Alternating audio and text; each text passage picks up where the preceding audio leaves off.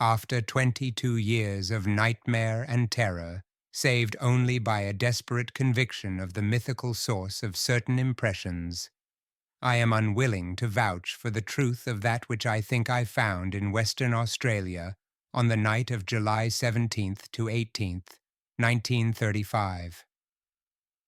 There is reason to hope that my experience was wholly or partly an hallucination, for which indeed abundant causes existed, and yet its realism was so hideous that I sometimes find hope impossible.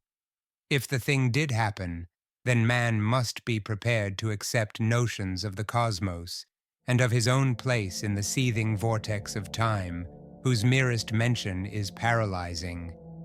He must, too, be placed on guard against a specific lurking peril, which, though it will never engulf the whole race, may impose monstrous and unguessable horrors upon certain venturesome members of it.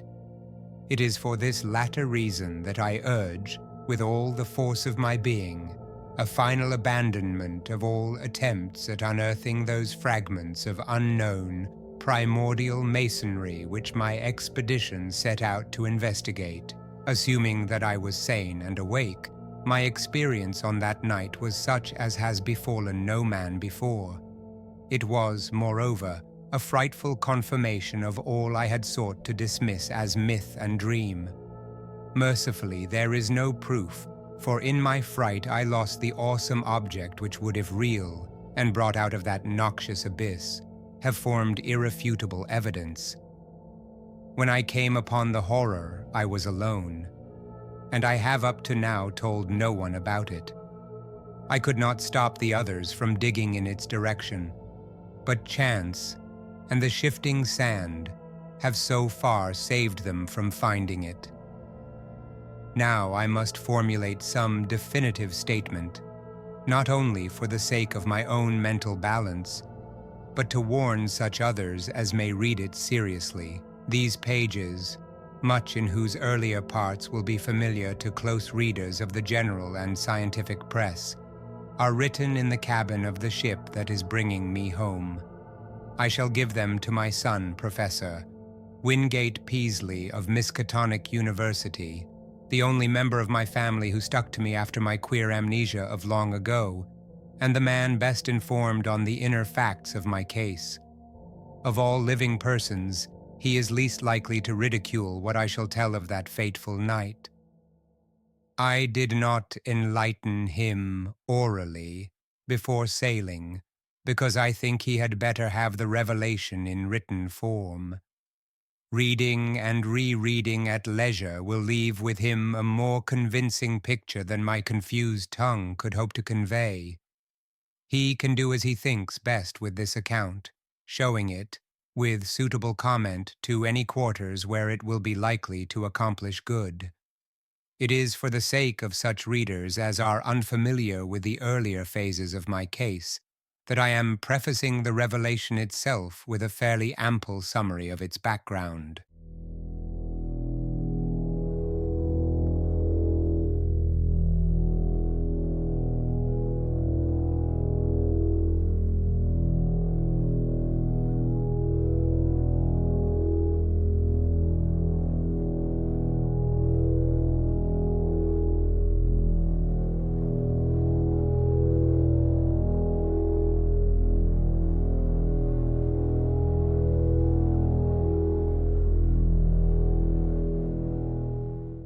My name is Nathaniel Wingate Peaslee, and those who recall the newspaper tales of a generation back, or the letters and articles in psychological journals 6 or 7 years ago, will know who and what I am.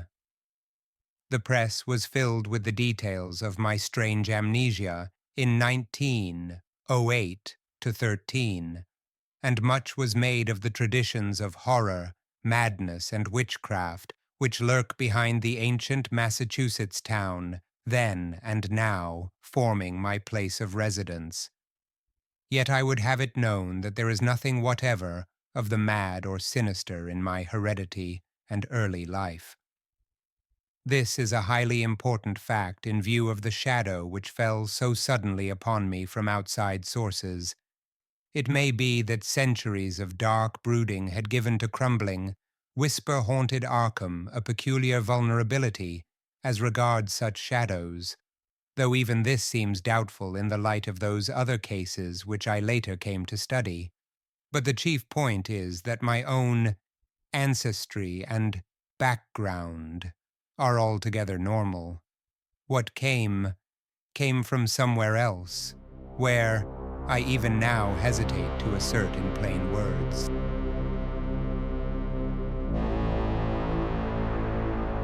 I am the son of Jonathan and Hannah Wingate Peaslee, both of wholesome old Haverhill stock. I was born and reared in Haverhill, at the old homestead in Boardman Street near Golden Hill, and did not go to Arkham till I entered Miskatonic University at the age of 18.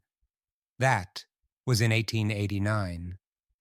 After my graduation, I studied economics at Harvard and came back to Miskatonic as instructor of political economy in 1895. For 13 years more, my life ran smoothly and happily. I married Alice Keyser of Haverhill in 1896, and my 3 children, Robert K. Wingate and Hannah, were born in 1898, 1900, and 1903, respectively. In 1898, I became an associate professor, and in 1902, a full professor. At no time had I the least interest in either occultism or abnormal psychology. It was on Thursday, May 14th, 1908, that the queer amnesia came. The thing was quite sudden, though later I realized that certain brief, glimmering visions of several hours previous, chaotic visions which disturbed me greatly because they were so unprecedented, must have formed premonitory symptoms. My head was aching, and I had a singular feeling altogether new to me that someone else was trying to get possession of my thoughts. The collapse occurred about 10:20 a.m. while I was conducting a class in Political Economy 6, History and Present Tendencies of Economics, for juniors and a few sophomores.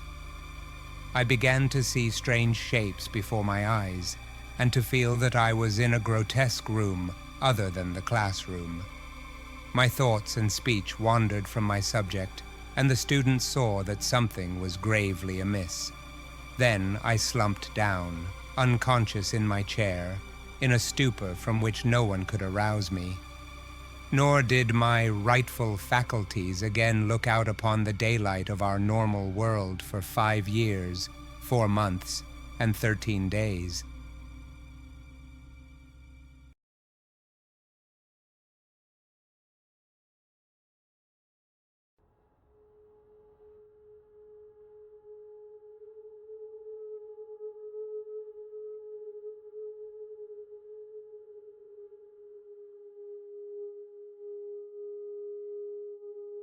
It is, of course, from others that I have learned what followed. I showed no sign of consciousness for 16.5 hours, though removed to my home at 27 Crane Street and given the best of medical attention. At 3 a.m., May 15th, my eyes opened and I began to speak. But before long, the doctors and my family were thoroughly frightened by the trend of my expression and language. It was clear that I had no remembrance of my identity or of my past, though for some reason I seemed anxious to conceal this lack of knowledge. My eyes gazed strangely at the persons around me, and the flexions of my facial muscles were altogether unfamiliar. Even my speech seemed awkward and foreign. I used my vocal organs clumsily and gropingly, and my diction had a curiously stilted quality, as if I had laboriously learned the English language from books. The pronunciation was barbarously alien, whilst the idiom seemed to include both scraps of curious archaism and expressions of a wholly incomprehensible cast. Of the latter one in particular was very potently, even terrifiedly, recalled by the youngest of the physicians 20 years afterward. For at that late period, such a phrase began to have an actual currency, first in England and then in the United States. and though of much complexity and indisputable newness, it reproduced in every least particular the mystifying words of the strange Arkham patient of 1908. Physical strength returned at once, although I required an odd amount of re-education in the use of my hands, legs, and bodily apparatus in general. Because of this and other handicaps inherent in the mnemonic lapse, I was for some time kept under strict medical care. When I saw that my attempts to conceal the lapse had failed, I admitted it openly and became eager for information of all sorts. Indeed, it seemed to the doctors that I had lost interest in my proper personality as soon as I found the case of amnesia accepted as a natural thing. They noticed that my chief efforts were to master certain points in history, science, art, language, and folklore, some of them tremendously abstruse, and some childishly simple, which remained, very oddly in many cases, outside my consciousness. At the same time, they noticed that I had an inexplicable command of many almost unknown sorts of knowledge, a command which I seemed to wish to hide rather than display. I would inadvertently refer, with casual assurance, to specific events in dim ages outside the range of accepted history, passing off such references as a jest when I saw the surprise they created, and I had a way of speaking of the future, which 2 or 3 times caused actual fright. These uncanny flashes soon ceased to appear, though some observers laid their vanishment more to a certain furtive caution on my part than to any waning of the strange knowledge behind them. Indeed, I seemed anomalously avid to absorb the speech, customs, and perspectives of the age around me, as if I were a studious traveler from a far foreign land. As soon as permitted, I haunted the college library at all hours, and shortly began to arrange for those odd travels and special courses at American and European universities, which evoked so much comment during the next few years. I did not at any time suffer from a lack of learned contacts, for my case had a mild celebrity among the psychologists of the period. I was lectured upon as a typical example of secondary personality, even though I seemed to puzzle the lecturers now and then with some bizarre symptom or some queer trace of carefully veiled mockery. Of real friendliness, however, I encountered little. Something in my aspect and speech seemed to excite vague fears and aversions in everyone I met, as if I were a being infinitely removed from all that is normal and healthful. This idea of a black, hidden horror connected with incalculable gulfs of some sort of distance was oddly widespread and persistent. My own family formed no exception. From the moment of my strange waking, my wife had regarded me with extreme horror and loathing, vowing that I was some utter alien usurping the body of her husband. In 1910, she obtained a legal divorce, nor would she ever consent to see me even after my return to normalcy in 1913. These feelings were shared by my elder son and my small daughter, neither of whom I have ever seen since. Only my second son, Wingate, seemed able to conquer the terror and repulsion which my change aroused. He indeed felt that I was a stranger, but though only 8 years old, held fast to a faith that my proper self would return. When it did return, he sought me out, and the courts gave me his custody. In succeeding years, he helped me with the studies to which I was driven, and today at 35, he is a professor of psychology at Miskatonic. But I do not wonder at the horror I caused, for certainly the mind, voice, and facial expression of the being that awaked on May 15th, 1908, were not those of Nathaniel Wingate Peaslee.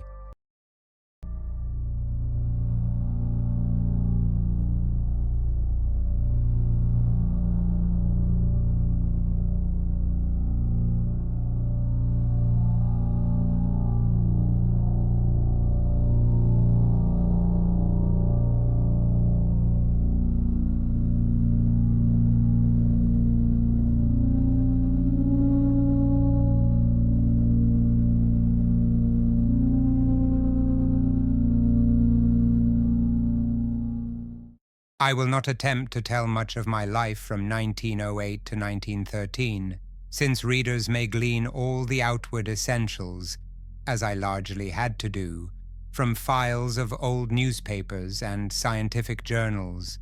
I was given charge of my funds and spent them slowly and, on the whole, wisely, in travel and in study at various centers of learning. My travels, however, were singular in the extreme, involving long visits to remote and desolate places. In 1909, I spent a month in the Himalayas, and in 1911 aroused much attention through a camel trip into the unknown deserts of Arabia. What happened on those journeys, I have never been able to learn. During the summer of 1912, I chartered a ship and sailed in the Arctic north of Spitzbergen, afterward showing signs of disappointment. Later in that year, I spent weeks alone beyond the limits of previous or subsequent exploration in the vast limestone cavern systems of Western Virginia, black labyrinths so complex that no retracing of my steps could even be considered. My sojourns at the universities were marked by abnormally rapid assimilation, as if the secondary personality had an intelligence enormously superior to my own. I have found, also, that my rate of reading and solitary study was phenomenal. I could master every detail of a book merely by glancing over it as fast as I could turn the leaves, while my skill at interpreting complex figures in an instant was veritably awesome. At times, there appeared almost ugly reports of my power to influence the thoughts and acts of others, though I seem to have taken care to minimize displays of this faculty. Other ugly reports concerned my intimacy with leaders of occultist groups, and scholars suspected of connection with nameless bands of abhorrent elder world hierophants. These rumors, though never proved at the time, were doubtless stimulated by the known tenor of some of my reading. For the consultation of rare books at libraries cannot be effected secretly. There is tangible proof, in the form of marginal notes, that I went minutely through such things as the Comte d'Erlet's Culte de Gulle, Ludwig Prinz de Vermi Mysteries, the Unaussprechlichen Kulten of von Junst, the surviving fragments of the puzzling Book of Ibon, and the dreaded Necronomicon of the mad Arab Abdul al-Hazred. Then, too, it is undeniable that a fresh and evil wave of underground cult activity set in about the time of my odd mutation.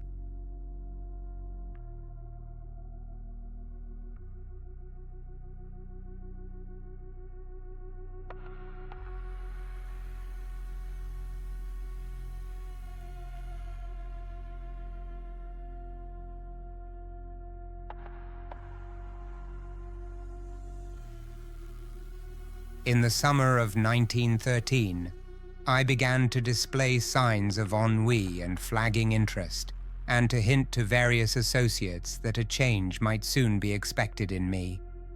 I spoke of returning memories of my earlier life, though most auditors judged me insincere, since all the recollections I gave were casual, and such as might have been learned from my old private papers.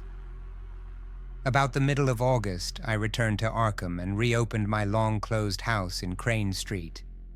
Here I installed a mechanism of the most curious aspect, constructed piecemeal by different makers of scientific apparatus in Europe and America, and guarded carefully from the sight of anyone intelligent enough to analyze it. Those who did see it, a workman, a servant, and the new housekeeper, say that it was a queer mixture of rods, wheels, and mirrors, though only about 2 feet tall, 1 foot wide, and 1 foot thick. The central mirror was circular and convex. All this is borne out by such makers of parts as can be located.